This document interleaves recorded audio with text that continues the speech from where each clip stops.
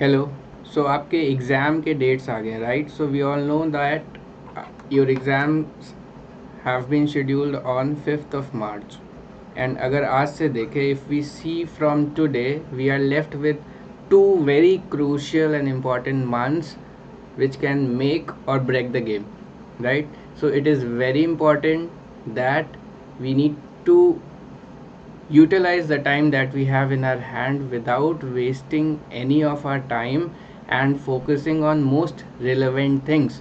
So अभी का जो समय है, इस टाइम पे हमको जितना मैक्सिमम हो सकता है उतना मैक्सिमम देना है, without over thinking, without procrastinating. अभी हमको नहीं सोचना है कि हमको मतलब मेरा रिज़ल्ट क्या होगा, अभी बस हमको अपने एफ़र्ट्स देने हैं एंड मैक्सिमम एफ़र्ट्स देने हैं, राइट? सो सबसे पहला चीज़ जो आपको याद रखना है वो है the self belief, right? So in order to succeed we must first believe that we can, right? So we can is very important thing that you need to remind yourself every day before starting your study, and with that faith just continue your studies. अभी हमको बस अपना काम करते जाना है, right? And very important is just ये 3-4 points जो आपको याद रखना है। सो इन वेरी शॉर्ट, बिकॉज आपके एग्ज़ाम्स बहुत ही पास हैं, सो ये बहुत ही शॉर्ट वीडियो है जिसमें मैं चाहूँगा कि आप ये 4 से 5 पॉइंट याद रखें जो कि आपके एग्ज़ाम्स के प्रिपरेशन में बहुत ही हेल्प करेगा आपको। पहला चीज़, आप पढ़ रहे हैं, but don't forget to give a GT in between your studies, right? So बहुत बार ऐसा होता है, हम सोचते हैं कि ये 3 घंटा जो हम एग्ज़ाम देंगे उस 3 घंटे में हम कोई चीज़ पढ़ लेते हैं, बट क्या होता है कि वो 3 घंटा तो चला जाता है, बट ये जो मोस्ट इम्पॉर्टेंट पार्ट है हमारी प्रिपरेशन का वो है प्राइमिंग योर माइंड।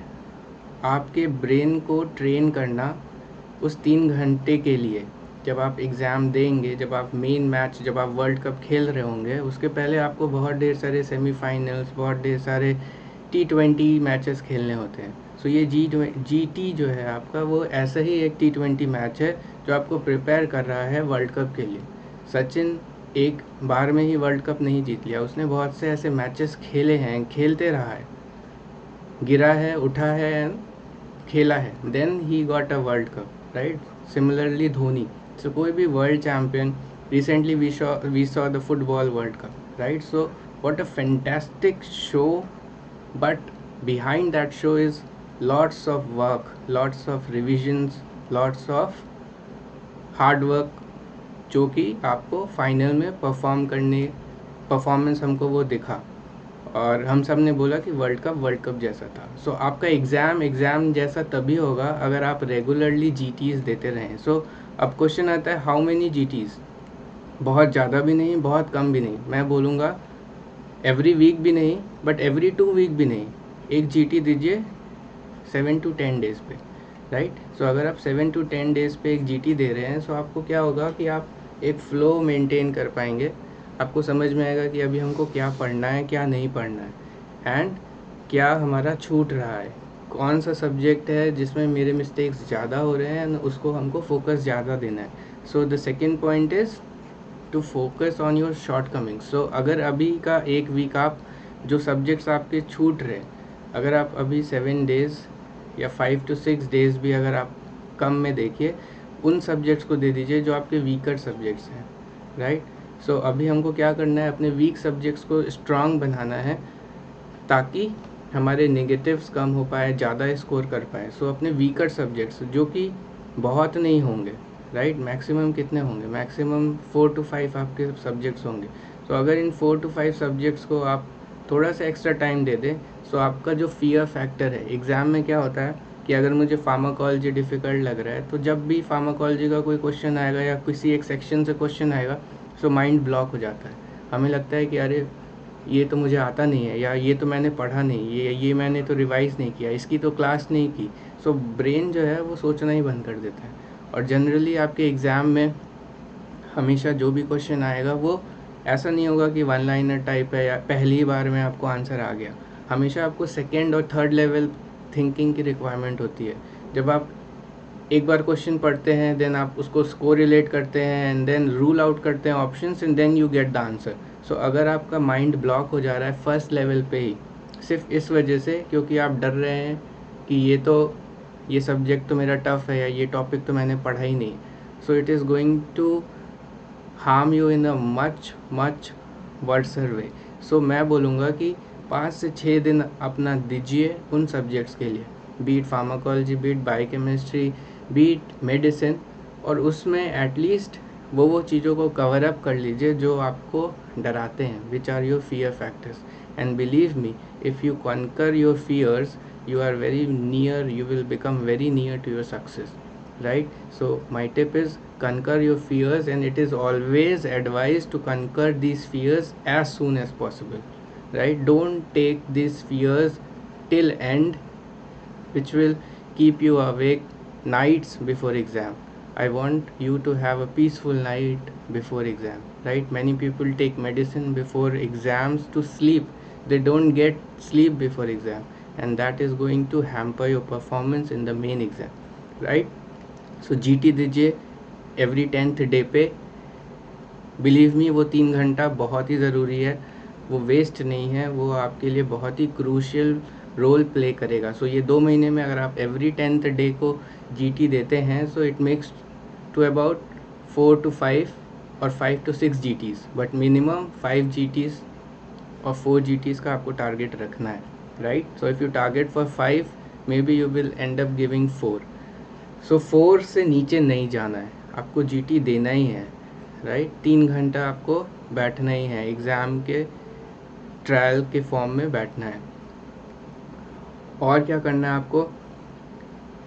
आपको एक और चीज़ करना है जो कि है रेगुलर इंटरवल पे आपको उन सब्जेक्ट के MCQs करने हैं जो कि आपको डिफ़िकल्ट लग रहा है। नॉर्मली तो आप करेंगे ही, सो नॉर्मली आप जो पुराने ईयर के MCQs हैं जो ऑलरेडी आ चुके हैं उनको तो आप पढ़ेंगे ही, बट जो सब्जेक्ट्स आपके वीक हैं उनके भी आपको एक्स्ट्रा MCQs करने हैं। ज़्यादातर तो आजकल like mostly they are asking clinical based question, so that makes your perspective of studying little more clinical. So whenever you study any topic, think that how this will present in a form of question if they are going to ask it clinically.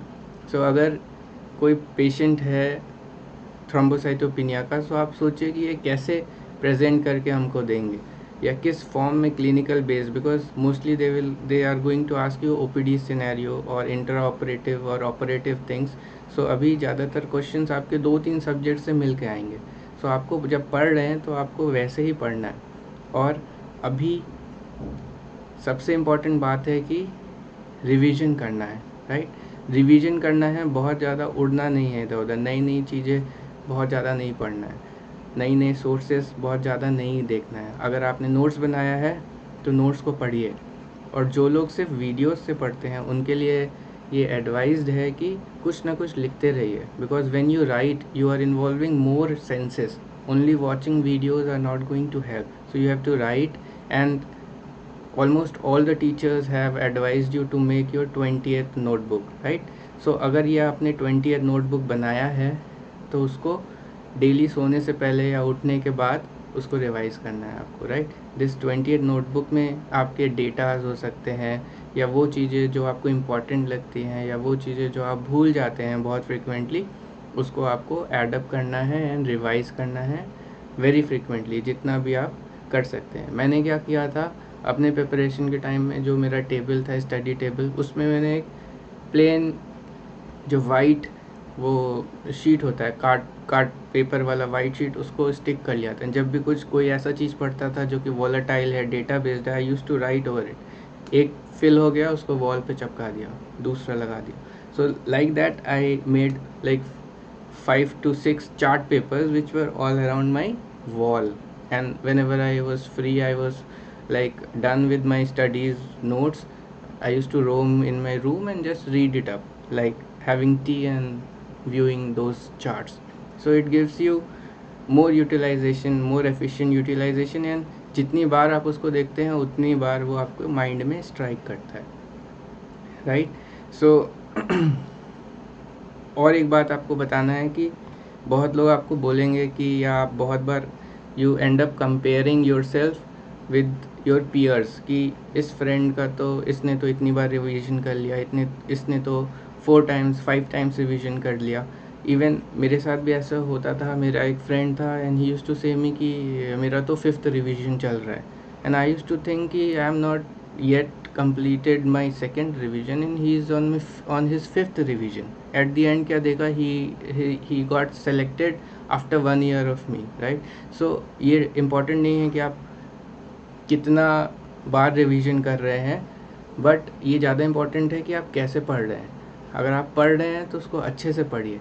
हो सकता है आप 2 ही revision कर पाए, although minimum of 3 revision is advised and you should not go to exam without 3 revision, and you have enough time even now to do and complete 3 revision, right? अब अभी तक आपने एक बार पढ़ लिया होगा, अभी आपके पास 60 डेज़ है, उसमें एक रिवीजन का टारगेट रखिए 35 to 40 डेज़ में, देन नेक्स्ट का टारगेट रखिए 10 days, 10 to 12 days, 15 days, and एक बार और just to revise. So 3 revision anyhow आपको कर लेना है। एंड जब भी आप पढ़ें सो ऐसे पढ़ें कि next day you are going to give exam. ऐसे ना पढ़िए कि अभी तो एक बार और रिवाइज करेंगे तो वो याद हो जाएगा मुझे। जब अभी पढ़ रहे हैं तो आपको ऐसे पढ़ना है कि कल ही आपको एग्ज़ाम देना है, या ऐसे पढ़ना है कि I am not going to get time to revise it again, maybe I may not get to see it again before I give the exam. So once you tell your brain that you are not going to see it again, what your brain does, it makes it go into your permanent memory, because जितना आप उसको comfort देंगे उतने comfort में हो जाता है।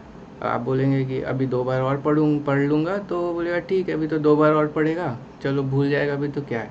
आप बोल देंगे कि नहीं अब इसको नहीं पढ़ना है, मुझे डायरेक्ट एग्ज़ाम में बैठना है, तो वो ब्रेन आपको उस जगह पे उस चीज़ को रीएलोकेट कर देगा, right. So for all of you, I know you have done a lot of sacrifices, you have done a lot of hard work, and I know how tough this phase is for all of you. But remember, once you come out of this phase, you will be you will be making yourself as well as your family proud, and you, because हमारा ऐसा job है कि you will be saving lot of lives also. So anyway, all the sacrifices are going to pay you in the long run. So अभी के लिए सारी चीज़ों को, सारे प्रॉब्लम्स को भूल जाना है, एंड अभी जस्ट फोकस करना है कि कैसे मैक्सिमम टाइम हम यूटिलाइज करके कोर्स को कंप्लीट करें, अपने नोट्स को रिवाइज कर लें, राइट। सारी प्रॉब्लम्स को 2 महीने के लिए आपको रख देना है, and after 2 months when you get free after the exam, you need to you will get enough time to fight with those problems. So अभी का टाइम है to create your future. So the best way to predict the future is to create it, and only you and you can create your future. So with this, I don't want to like waste much of your time. I'm ending this video with the hope that you got some inputs and you will be benefited in some or other way with it, and hopefully you will write your own success story, and I'll be proudly telling it to others, as well as you all will be proudly telling it to others, guiding your juniors in future. So for that, keep working, and hopefully we are going to meet on the other side of this struggle. So this is Dr. Shivam signing off, and I'll be posting more videos for you for revising things in a easier and faster ways. So keep in touch through this channel, and if you think that any topic is difficult for you, so you can comment in the section. I and Dr. Ankita, so she is also with me, and we both will try to help you with the topics that is difficult for you, to make it simpler so that you can get some help and get the thing or the goal that you have in your mind.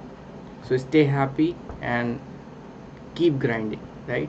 Meet you soon. We'll meet you soon. Signing off.